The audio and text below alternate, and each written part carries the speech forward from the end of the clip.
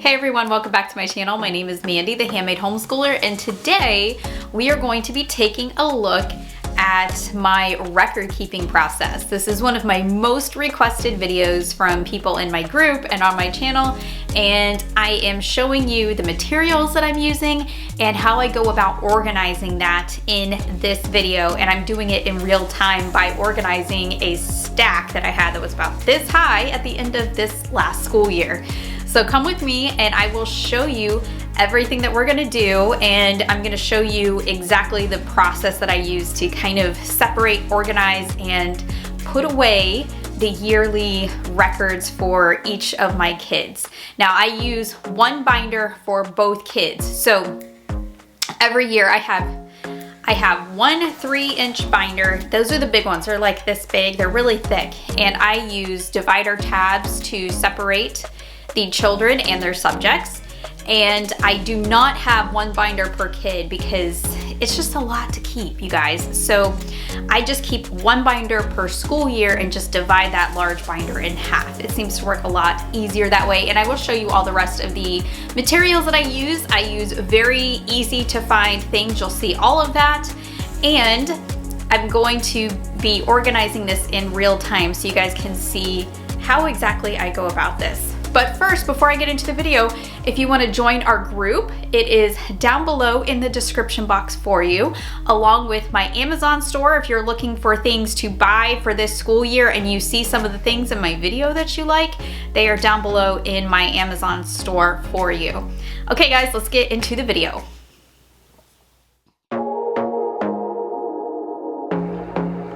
Okay, so I'm just going to use some basic supplies. I have some page protectors, and these are super simple.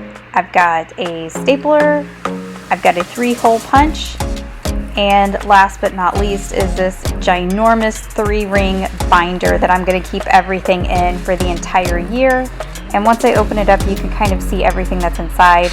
Art goes in the pockets, and then I have divider tabs to help keep everything organized.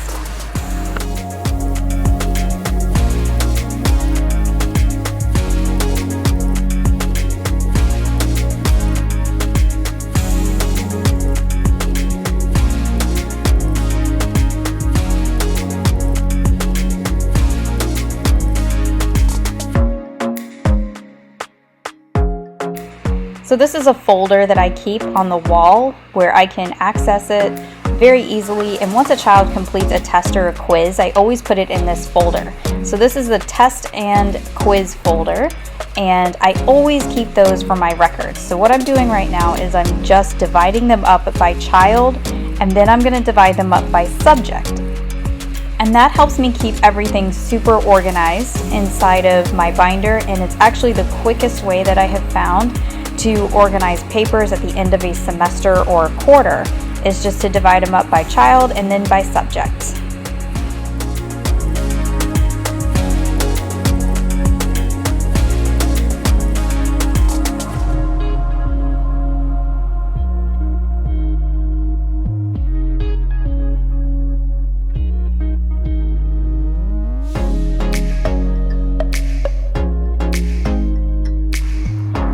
Anytime I find things like book reports, I always make sure that I staple those papers together. Like if they have a first draft, a second draft, and a final draft. That way I keep them all together, and that way I'm not looking for other parts of them. So now I'm going to start hole punching everything as well, because not everything is hole punched. So I'm going to go through and I'm going to do that here as well.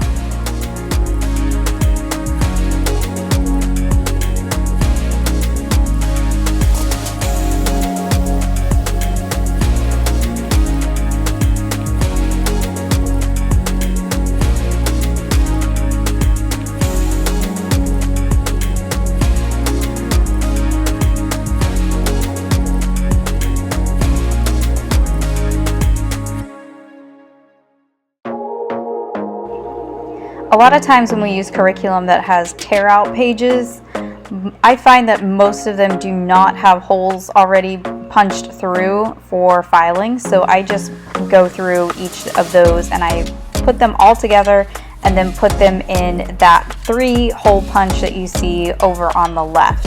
And that seems to just make things go a lot faster if I just take a small pile and put them in there. So you can see that I'm kind of stacking them together, and that is by subject. And so that makes it easier for me to know, okay, this needs to go in the spelling section and this needs to go in the history section.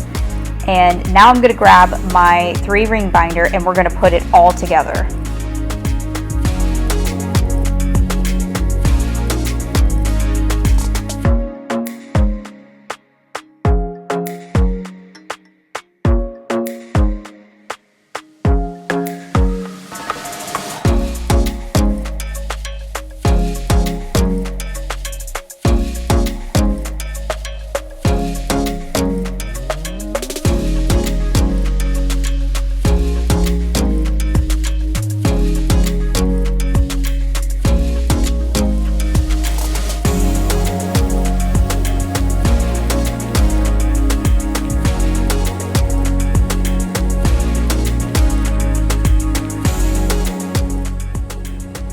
So now I'm just putting everything in the binder, and the front half of this 3-inch 3-ring binder is for my youngest child and the back half is for my oldest child, and all of the dividers equal out to be 1 subject apiece.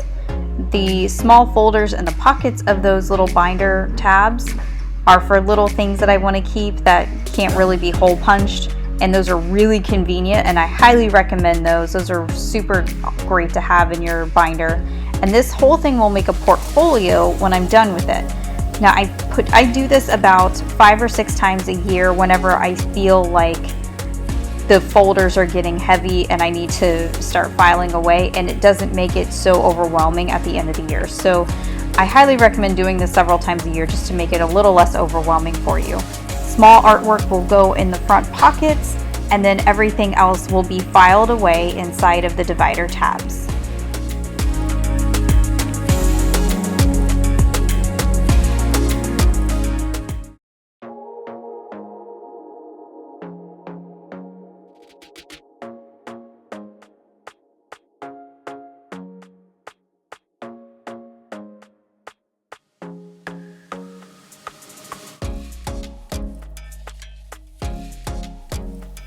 All right, that's it. I am through with this school year, and that is the last thing I do every single school year is file away the paperwork, and we are all finished. I cannot believe the 2020-2021 school year is finally done.